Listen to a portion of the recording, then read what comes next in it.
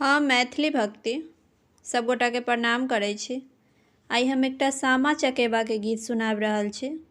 आशा अछि सामा चकेबा के गीत अहाँ सब आदमी के नीक लागत। सुनू ई सामा चकेबा के गीत। हमर वीडियो के लाइक, चैनल के सब्सक्राइब सब आदमी कऽ देबै। जय मैथिली, जय भक्ति। बारा रे बारख पर बड़का भैया पाहुन है, आहे किए लाए बैसक देब दुलरुआ भैया पाहुन है। बारा रे बरख पर बड़का भैया पाहुन है, आहे किए लाए बैसक देब दुलरुआ भैया पाहुन है। चंदन घसिए घासी पीढ़िया बनाओल है, आहे चंदन रगड़ी के लौठाओ दुलरुआ भैया पाहुन है। चंदन छेबी छेबी पीढ़िया बनाओल है, आहे चंदन रगड़ी के लौठाओ दुलरुआ भैया पाहुन है।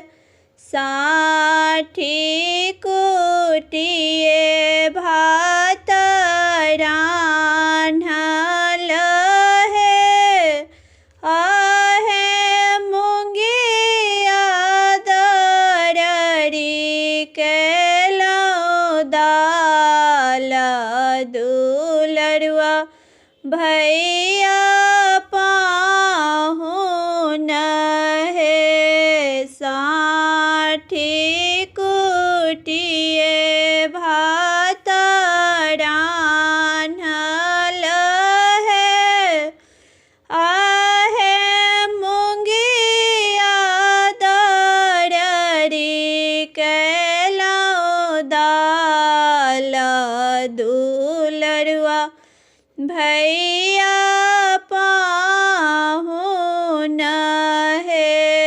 बारा रे बरख पर छोटका भैया पाहुन है, आहे किए लाए बैसक देब दुलरुआ भैया पाहुन है, आहे किए लाए बैसक देब दुलरुआ भैया पाहुन है। भोजन कर बैसलान बड़का भैया है, आहे बेनिया डोलावत बड़की बहिनी जल्दी से भैया भोजन करू है। भोजन कर बैसालाना, छोटका भैया है बेनिया डोलावत, छोटकी बहिनो जल्दी से भैया भोजन करू है। एतही जे खेबै भैया बाँटही बिसरी जेबै है। भैया माया गो जानी किछु